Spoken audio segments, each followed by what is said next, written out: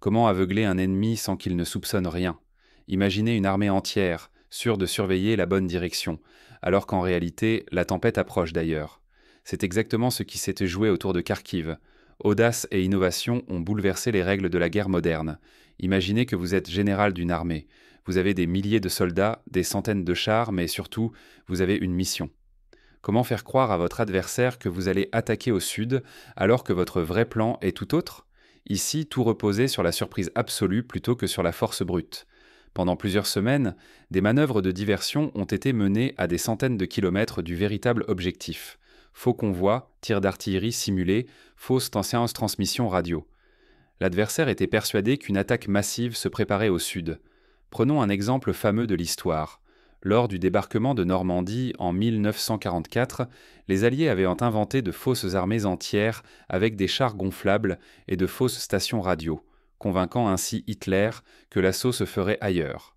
À Kharkiv, la ruse a été tout aussi sophistiquée, mais adaptée aux moyens du XXIe siècle. Mais le coup de génie, ce fut un dôme de guerre électronique inédit, capable d'aveugler radars, drones et satellites ennemis. Toute la vérité était cachée, jusque dans les plus petits détails tactiques. L'ennemi, confiant, ne voyait rien venir. Imaginez un immense parapluie invisible, bloquant toute tentative d'observation, même venue de l'espace. Cette bulle technologique a transformé la zone en un labyrinthe où chaque mouvement réel était masqué, chaque indice brouillé, chaque trace effacée. Un adversaire aveugle, même le plus aguerri, ne peut que douter de ses choix. Ainsi, les forces adverses ont déplacé leurs troupes vers le sud, laissant le nord dangereusement exposé. Quand l'offensive réelle a frappé, la défense ukrainienne a été prise de court, ouvrant la voie à un encerclement massif et à l'effondrement du front. Ce principe, celui de la diversion, a souvent été utilisé en histoire. Hannibal, lors de la bataille de Cannes, a trompé ses adversaires romains par des manœuvres inattendues, les attirant là où ils étaient le plus faibles. Ici, la technologie a multiplié l'effet de la ruse. Ne pas saisir ces subtilités stratégiques, c'est risquer d'être pris au dépourvu, que ce soit au combat ou dans la vie professionnelle. Dans un monde où l'information devient l'arme principale, comprendre ces mécanismes change tout. Que ce soit dans la gestion d'une entreprise, d'une équipe sportive ou d'un projet technologique, savoir masquer ses intentions, brouiller les pistes et surprendre son concurrent ou adversaire peut faire toute la différence. Mais comment une telle illusion a-t-elle pu fonctionner aussi parfaitement? Pour le comprendre, il faut décortiquer les outils et les choix qui ont rendu cette opération possible. Bien avant le premier coup de feu, tout commence dans l'ombre. Pendant plusieurs semaines, une chorégraphie invisible se déploie, orchestrée avec une précision glaçante. Ici, les stratèges ne déplacent pas seulement des hommes et des blindés, ils fabriquent un immense décor d'illusions. Imaginez des camions factices, des chars en bois, des signaux radio émis depuis des véhicules civils. Chaque nuit, des équipes spécialisées déplacent ces leurs, créant l'illusion d'une armée en mouvement. Des civils sont recrutés pour simuler des convois, tandis que de fausses pistes de chars sont creusées dans la boue. Des feintes élaborées détournent l'attention. À des centaines de kilomètres du vrai objectif, on simule d'imposants préparatifs, fausses batteries, convois fantômes, signaux radio inventés. Tout est fait pour égarer l'ennemi, semer le doute, fragmenter sa vigilance. Dans les années 80, lors de la guerre Iran-Irak, de fausses concentrations de troupes avaient déjà permis de piéger des adversaires trop confiants. Ici, la palette était encore plus large, fausses images satellites, brouillage de drones, simulation de conversations entre généraux fictifs. Au même instant, dans le plus grand secret, la véritable concentration de force avance dans le silence. Les unités se déplacent uniquement la nuit, hors des routes principales, effaçant toute trace. Le silence radio est total. Chaque mouvement doit rester invisible. Pour ne laisser aucun indice, les colonnes progressent phares éteints, camouflés sous des filets spéciaux, tandis que des équipes de brouillage neutralisent de tout signal suspect. Un simple appel téléphonique ou une lumière mal éteinte pourrait trahir la position de centaines d'hommes. Mais la clé, c'est la technologie. Une bulle électronique, indétectable à l'œil nu, enveloppe progressivement la zone visée. Durant plus de 2 semaines, les systèmes de brouillage modernes rendent sourds et aveugles les moyens de surveillance ennemis. Les drones occidentaux tombent, muets, privés de signal. Même les satellites espions ne distinguent là plus rien, ni chaleur, ni image. Pour donner un exemple concret, certains brouilleurs modernes sont capables de masquer non seulement les signaux radio, mais aussi les signatures thermiques des véhicules. Une colonne de chars peut ainsi traverser une forêt sans jamais être détectée, même par les satellites les plus perfectionnés. Résultat, l'adversaire reste persuadé que la menace plane ailleurs. La désinformation triomphe et l'état-major ennemi relâche sa garde autour de Kharkiv. Pendant ce temps, l'assaut se prépare sous leur nez, sans le moindre bruit. Rien n'est laissé au hasard. Logistique, discipline, technologie. Sans cette orchestration parfaite, la surprise serait impossible. Même la meilleure armée, livrée à l'improvisation, resterait vulnérable. Prenons un cas pratique. Si un seul camion logistique s'égare ou se fait repérer, toute l'illusion peut voler en éclats.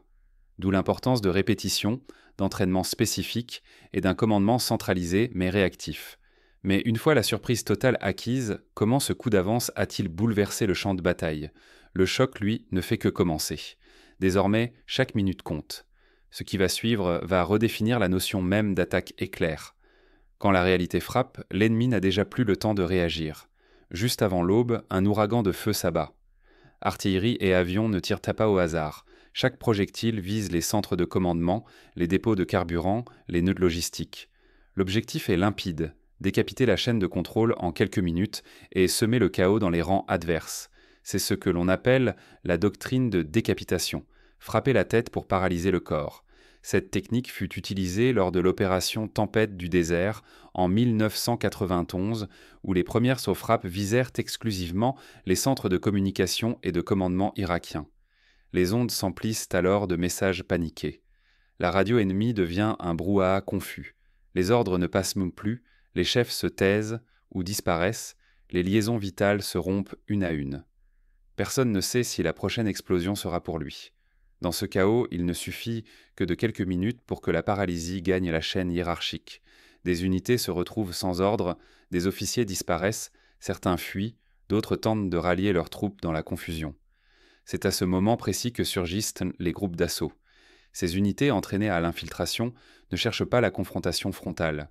Elles glissent par les brèches, capturent un carrefour, coupent route et s'emparent des ponts. Leur mission: ouvrir des corridors, semer le doute, empêcher toute contre-attaque coordonnée. Ce schéma rappelle l'offensive allemande de mai 1940 à Sedan, où des groupes de pionniers traversaient les lignes pour ouvrir la voie aux blindés, semant la panique dans les arrières ennemis. À Kharkiv, ce sont des forces spéciales, appuyées par des moyens modernes, qui jouent ce rôle. À peine ces points tenus, les forces principales foncent. Colonnes de chars et blindés déboulent à toute vitesse. Les bastions résistants sont contournés, isolés, laissés à l'arrière pour être réduits plus tard. Chaque minute gagnée compte car chaque minute perdue offre à l'ennemi une chance de se ressaisir. La clé est dans la coordination. Au-dessus du champ de bataille, des drones quadrillent le ciel, transmettent en direct images et positions. Les commandants, reliés en réseau, adaptent la manœuvre à la seconde, esquivent les pièges, accélèrent là où la défense flanche. Cette adaptabilité transforme la percée en raz-de-marée. C'est exactement ce que prône la doctrine de la guerre réseau-centrée, où chaque élément du champ de bataille échange ses données en temps réel, permettant une réactivité inégalée. Les Américains l'avaient expérimenté en Irak, mais ici, la synchronisation atteint un nouveau sommet. En quelques heures, la ligne adverse, fortifiée depuis des mois, s'effondre. Les poches de résistance sont isolées, encerclées, condamnées à tomber. L'ennemi, hier sûr de ses défenses, comprend qu'il a perdu la main. Dans la guerre moderne, négliger la vitesse et la coordination, c'est livrer l'initiative à l'adversaire. Ici, chaque hésitation aurait pu tout faire basculer. Mais franchir la ligne n'est qu'un début.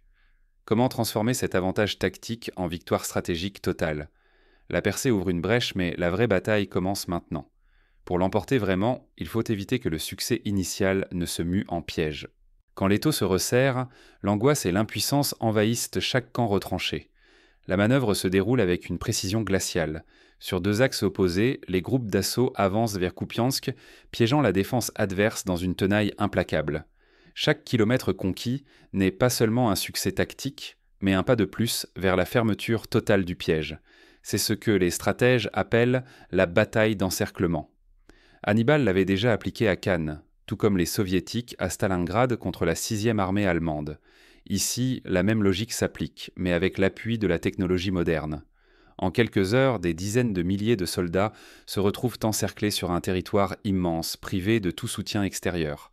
Les routes de ravitaillement sont coupées une à une, les communications brouillées et chaque tentative de percer vers l'ouest ou le sud est brisée par des frappes chirurgicales et des barrages ininterrompus. Le chaudron, vaste au départ, se fragmente lentement. Les forces encerclées sont forcées de se replier en poches de plus en plus étroites, chacune isolée, impossible à secourir. Les commandements locaux, dépassés, improvisent sans coordination. La panique s'installe, les initiatives deviennent désespérées. Dans la Seconde Guerre mondiale, l'encerclement de Falaise avait abouti à la destruction totale de l'armée allemande dans la poche. Ici aussi, chaque heure d'hésitation coûte des centaines de vies et condamne à la défaite les unités les mieux entraînées. La pression ne faiblit jamais. L'artillerie écrase sans répit les points de résistance. Des haut-parleurs diffusent donc des appels à la reddition, promettant la vie sauve à ceux qui déposent les armes. Dans les communications interceptées, la peur et l'épuisement transparaissent à chaque échange. Jour après jour, le moral s'effondre. Les stocks de munitions se tarissent, l'eau manque et les blessés ne peuvent plus être évacués. Pour beaucoup, la défaite devient une certitude inévitable, qui grandit dans chaque tranchée à mesure que les heures passent. Le prix de ce piège est abominable. Pertes humaines considérables, destruction massive du matériel, anéantissement de toute volonté de résistance. C'est une leçon brutale pour toute armée mal préparée, une démonstration glaciale que la guerre moderne ne pardonne aucune erreur, ni la moindre faille logistique ou informationnelle. Mais derrière ce dénouement apparent, d'autres lignes de front s'esquissent déjà. L'évolution du conflit et l'exploitation de l'information vont pousser chaque belligérant à repenser ses armes et ses stratégies. Quand chaque espoir de secours se transforme en mirage sanglant, après le choc de l'encerclement, le commandement adverse bascule dans la panique. Toutes les réserves sont jetées dans la fournaise, sans plan d'ensemble, dans un réflexe de survie. Les ordres de contre-attaque affluent depuis l'ouest, dans l'espoir éperdu de rompre l'étau. Mais sur le terrain, la réalité se montre implacable. Le front externe, préparé méthodiquement, regorge de champs de mines, d'embuscades d'artillerie et d'escadrilles qui patrouillent sans relâche. Chaque tentative de percer se disloque sur cette muraille létale. Les assaillants s'enlisent, accumulant perte après perte, sans jamais fissurer la ligne. Dans le ciel, la domination aérienne russe fait basculer l'équilibre. Les convois de renforts sont repérés, frappés, anéantis avant même d'approcher la zone de combat. La guerre électronique brouille tout. Les communications s'effondrent. Les unités avancent à l'aveugle, incapables de coordonner leur action. Au fil des heures, les échecs s'empilent. Chaque assaut devient un carnage. Certaines unités, envoyées au sacrifice, se retrouvent à leur tour encerclées. Les pertes atteignent des sommets, sans aucun progrès concret. C'est une démonstration glaciale d'art opérationnel. Anticiper l'ennemi, verrouiller ses axes, piloter deux fronts à la fois, internes et externes. L'assaillant, persuadé d'avoir l'initiative, chute dans un piège d'une précision chirurgicale. À la fin, la capitulation massive s'impose. Le vrai succès ne se compte pas en kilomètres, mais en chaos semé chez l'adversaire, en réserve anéantie, en morale brisée. Sous-estimer la planification adverse, improviser dans la panique, c'est précipiter la catastrophe. Ici, chaque erreur s'est payée au prix fort, rappelant que la guerre moderne récompense la préparation, jamais l'improvisation. Mais cette victoire ne doit rien au hasard. Pour comprendre comment elle a été rendue possible, il faut remonter en amont. À la préparation, à l'intelligence, à la maîtrise du renseignement moderne. L'histoire ne retient pas que les batailles, mais aussi les leçons cachées derrière chaque victoire. Parfois, la force la plus décisive réside dans l'inattendu, ce que l'adversaire ne soupçonne pas. L'opération menée autour de Kharkiv en est l'illustration parfaite. Ce ne fut pas la puissance de feu qui fit la différence, mais l'art de surprendre, de tromper et de désorienter totalement l'ennemi. Bien avant que le premier coup de feu ne retentisse, tout s'est joué dans l'ombre. Pendant des semaines, une campagne de désinformation a semé le doute, faisant croire à une offensive là où il n'y en aurait pas. Des convois fantômes circulaient, des signaux radio étaient peu manipulés, des manœuvres détournaient l'attention. Pendant ce temps, dans le plus grand secret, les forces principales se massaient ailleurs, protégées par les technologies de brouillage et de camouflage les plus avancées. Pour mieux comprendre, imaginez un joueur d'échecs qui, en multipliant les fausses pistes et les sacrifices, piège son adversaire dans un plan invisible. C'est ce que les stratèges militaires appellent le brouillard de la guerre. Les drones adverses, aveuglés, s'écrasaient au sol sans transmettre la moindre image.